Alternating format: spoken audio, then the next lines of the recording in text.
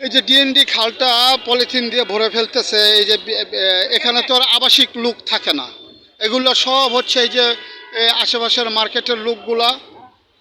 এই ডিএনডি খালটা লাস্টে ওই কি বলে, এই যে কংস নদীর মতো নষ্ট হয়ে যাবে। এই যে কংস নদীটা আমি দেখাচ্ছি কেমন প্লাস্টিক ভরা, এই যে দেখেন তো ডিএনডি খালটা, হ্যাঁ, কত পরিষ্কার। আর এইটার পাশেই কংস নদী, এই যে আমি দেখাই কংস নদীটা যদি দেখেন তো বলবেন যে কী অবস্থা।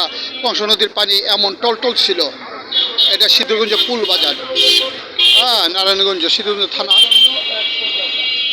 হ্যাঁ, সিদ্ধগঞ্জ পুল বাজার। তো এই যে আমি পার হয়ে যাচ্ছি, পাশেই আমি এটার সাথে এটার সাইড দিয়ে চলে গেছে কংস নদী, হ্যাঁ। এই যে কংস নদীটা আমি দেখাচ্ছি, এই কংস নদীর পানি এমন টলটলে ছিল, আর মাছ প্রচুর ছিল। এই কংস নদীটা ঠিক এইভাবে পলিথিন দিয়ে ভরে শেষ করে ফেলছে।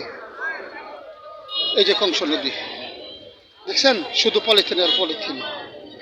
এই যে দেখেন কংস নদী, হ্যাঁ। তো এরকম যদি করে দেখেন তো, এই জন্য বলতেছি ডিএনডি খালটাকে তাড়াতাড়ি রক্ষা করেন পলিথিন থেকে, কংস নদীর মতো যাতে মরে না যায়, এবং বাংলাদেশের অন্য নদীগুলো রক্ষা করুন এই থেকে পলিথিন থেকে। ধন্যবাদ।